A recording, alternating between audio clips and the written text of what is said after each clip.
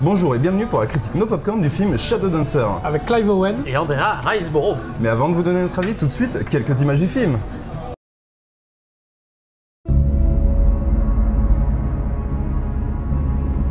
You're a terrorist.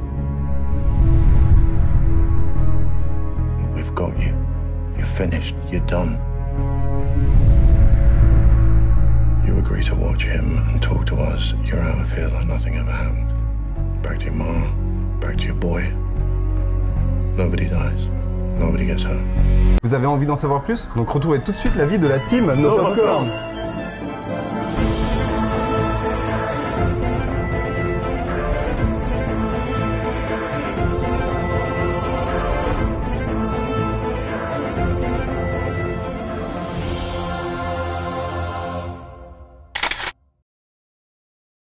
Au niveau de l'histoire, ça reprend le thème donc, de l'Irak. On connaît quand même pas mal, nous en France, qui sommes assez proches de cette partie de l'Irlande. Il y a des rebondissements, le film arrive quand même à nous surprendre. Oui, mais malheureusement, avis subjectif, on pense à quelque chose de très bien pour la fin. On va pas en parler là maintenant. Et finalement, c'est un peu trop facile. Enfin, le choix qui a été fait est un peu trop facile.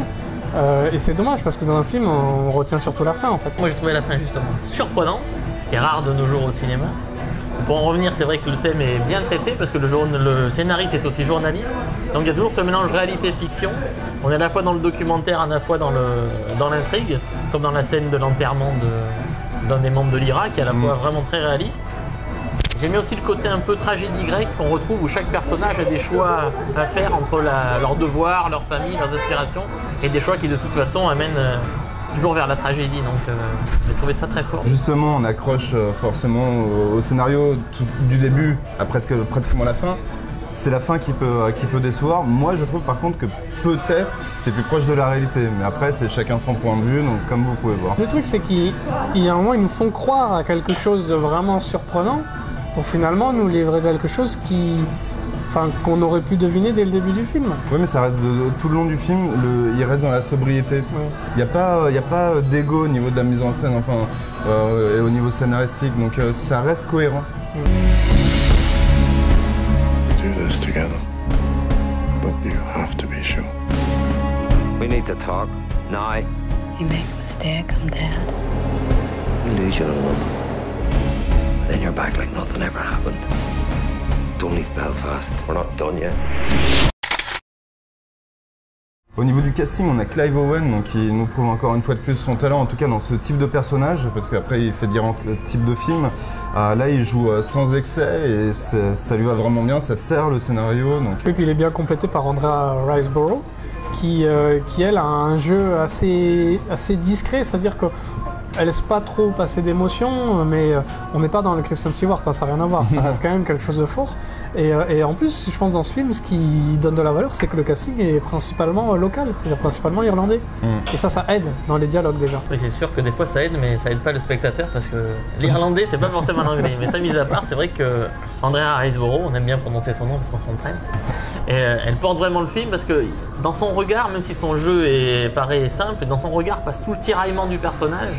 Et toujours une part de mystère, et malgré sa silhouette frêle, elle a une force vraiment, on sent une force, un cœur vraiment dur qui ressort tout au long du film, confronté à des épreuves. On sent qu'il y a toujours quand même quelque chose une résilience chez elle, et elle fait vraiment passer ça quoi, dans son Tu regard. parles de son regard justement, oui. Et il est super important pendant les 10 premières minutes du film, exactement, parce qu'il n'y a que ça, ouais. il n'y a pas du tout de dialogue. On y reviendra la dans la première technique, phase, c'est Clive Owen, et elle joue qu'avec son regard. Oui, 20 minutes quasiment silencieuses. Ouais. Et puis bon, on en a fait, comme tu disais, des acteurs du cru, donc que ce soit la mère de famille, là, Britt Brennan, une actrice qu'on ne connaissait pas, mais qui fait passer toute la fatigue de ce personnage qui a traversé la matriarche du clan Magway dans le film, qui a vraiment, on la sent épuisée par des années de drame. Donc ça passe bien, et j'ai bien aimé, je crois qu'on partage Wilmot. Kevin Wilmot. David Wilmot, non, David Wilmot. Oui, pour le personnage de Kevin, un gentleman inquiétant. Ben c'est vraiment une sorte d'inquisiteur de l'IRA qui est paranoïaque, qui cherche tout le temps la taupe, l'indicateur il est pas brutal, britannique. Il est loin d'être brutal, mais on n'ira pas lui chercher.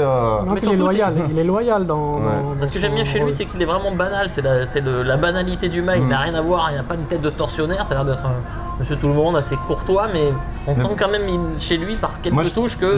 J'ai eu l'impression de ressentir que c'était un impulsif qui se contenait. Oui, et oui, s'il n'était ça- pas contenu, là, vaudrait mieux s'éloigner parce que. Ah oui, non, c'est vrai qu'il Il a il toujours ressort bien. son gros bras qui l'accompagne. Oui. là. Ouais, ouais. Qui déroule le tapis rouge. Oui, oui, oui. Non, mais, enfin, c'est vrai que même les deux acteurs qui jouent les frères, on retrouve un acteur de Aidan Quinn qui joue dans En Game of Thrones. Et le. Alors lui, il a un nom irlandais, un prénom irlandais, donc c'est le fils de l'acteur. Son nom m'échappe. En tout cas, il a joué dans une grande saga Oui. cinématographique. C'était puisqu'il dans a Harry interprété Potter. un des frères Weasley dans Harry Potter. Dans Harry Potter, ouais. Et les deux frères ont deux rôles différents. Il y en a un qui est plus impulsif, l'autre qui est plus rentré. Ils sont deux militants de la cause irlandaise. Et là aussi, eux aussi, ils ont chaque personnage du film, chaque acteur a l'occasion de jouer par le regard, parce que c'est vrai que le film est relativement Basé sur les regards. basé sur les regards et le non-dit. Et chacun a sa partition à jouer. C'est familial, ça fait familial. Oui, c'est le ça, clan. Voilà, on retrouve le clan au sein même des, j'ai l'impression des Après, acteurs. faut pas oublier aussi quand même Gillian Anderson. Donc Ah la rose sulfureuse d'X-Files, sauf que là elle est blonde. Mais bon, bah, sympa de la voir. Et puis elle est un peu antipathique aussi par rapport à X-Files, mais bon, sympathique. Elle est Un toujours dans petit les rôle, enquêtes, mais, remarque, elle change. ouais, toujours dans les Toujours enquêtes. dans les Avec enquêtes. toujours des dossiers secrets aussi. Ouais, c'est vrai, voilà. C'est une bonne transition. Yeah, no. It's his job to make you think he knows. I can't hold on any longer. I need the word now. I want to take her out. That's out of the question. She's only just got started. He won't stop until he's put a bullet in someone's head. Dad? I'm dead. I'm not going to let that happen. Ce que j'ai bien aimé moi du côté technique, c'est l'image, donc l'image graineuse, un peu comme dans les derniers films, on a eu Argo par exemple qui reprend ce style, donc dès qu'on passe dans les dernières décennies, et aussi les plans caméra à l'épaule qui donnent un air naturel et pour plus de réalisme. Bah, le réalisateur vient d'ailleurs, James Marsh, vient du documentaire. Il a fait 2 documentaires assez célèbres. Je trouve que sa narration qui passe vraiment par le visuel, on l'a déjà dit. Bah, les 20 premières minutes sont quasiment silencieuses. Ouais. Enfin, toute une scène dans le métro qui est vraiment la Oui, scène on- du film. ouais. Moi, j'avoue que j'ai un peu de mal d'habitude, mais là, c'est au service d'une vraie histoire, d'une vraie structure, une vraie narration au sens Elle propre est de super raconter une importante histoire justement parce par que l'image. ouais. tout est basé là-dessus. Ouais. Ouais, puis même dans le choix des décors, c'est qu'il a voulu casser avec le cliché des briques rouges qu'on voit tout le temps pour Belfast. Et là, il sort des résidences ultra glauques, complètement grises. Et il explique d'ailleurs qu'il voulait traduire un peu la morosité qu'il y avait à cette période. C'est-à-dire qu'on commençait à être fatigué de cette lutte. En même temps, on ne voulait pas se laisser faire. Et ça se retranscrit très bien donc, dans le foyer de la famille, qui est tout gris, mais qui donne sur un jardin très vert. Et puis, ils ont tourné probablement, bon, il pleut tout le temps là-bas, mais il pleut également, le C'est ciel pas est une gris. publicité par Oui, contre oui, pour l'Irlande du Nord. parler. Ouais, l'Irlande du Nord. Et puis, non, mais et ce qu'il y a de bien, c'est qu'on est dans les années 90, donc il y a les véhicules, il y a la mode vestimentaire, mais comme c'est une période qui n'est pas si loin que ça, il a fallu se débrouiller pour qu'on comprenne que c'est pas aujourd'hui. Et c'est ça qui est vachement réussi dans le film. Ce que j'ai bien aimé aussi, c'est qu'il suspend le temps. Il y a beaucoup de silence, de plans lents. Et ça fait qu'on est un peu perdu dans le temps. On ne sait plus à quoi s'attendre. Ça joue la surprise vient beaucoup de là. C'est qu'on est habitué avec des films, des thrillers assez normés maintenant. On sait, surtout dans les histoires d'indiques, de gens infiltrés. Alors que là, on ne sait pas vraiment sur quel pied danser. Le rythme, c'est un faux rythme. Ça fait que toutes les surprises, je trouve, nous surprennent vraiment. Arrivent certains moments du film où on est pris à contre-pied. On n'a pas les indicateurs. Oui, on est à tel moment dans ce type de film. Non, et tout ça vient du rythme que le réalisateur impose, qui est pas ennuyeux, mais qui est une lenteur maîtrisée. Il y a des rebondissements tout le temps. On ne peut pas deviner comment ça va. Oui, la mise en scène est au service de la narration, le scénario, tout est vraiment imbriqué. Et c'est pas simplement un effet de style. Souvent, par exemple, on a vu d'autres films comme ça qui ont essayé de faire style documentaire pour masquer un peu la vacuité de leur scénario. Et c'est pas le cas ici. We made a deal. Relax. We're all on the same side. You do this, our player's dead. Did you kill him? Did you kill him? Et bien donc, à la fois drame et thriller, prenant et surprenant, je mets la note de 7 sur 10 à Shadow Dancer. Et c'est dommage que la fin soit décevante parce qu'on retient que ça, mais pour le travail technique et l'interprétation, 6 sur 10. Malgré un thème connu, le film arrive à nous surprendre et moi j'ai aimé beaucoup aussi la sobriété qu'on peut ressentir avec le film. Donc Manon, moi je vais donner un 7 sur 10.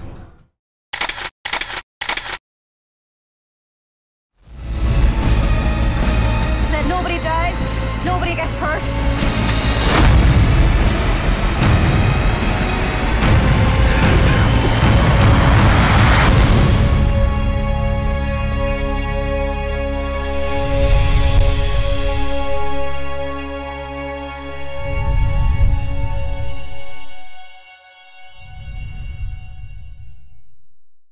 À bientôt et n'oubliez pas de nous retrouver sur... Twitter, Facebook et YouTube, et Dailymotion. Oh là, on est partout, mais surtout sur nopopcorn.fr.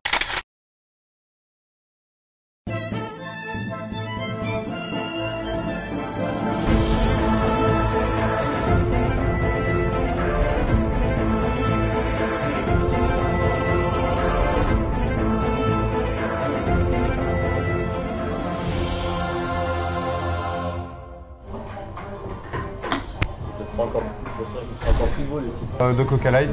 Un Coca normal. Avec, Il a un fait combien? Ah mais laisse, attends, annule le Coca alors.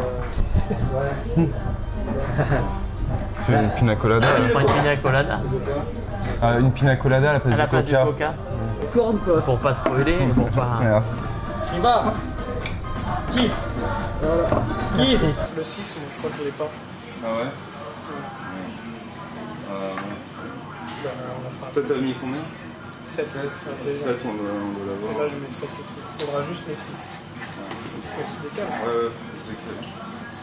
Tu vois, de toi, milieu, c'est ce que j'essaie de faire comme ça. Parce qu'en fait, c'était un peu décalé. Là, au moins, c'est bien au niveau du tableau. Voilà.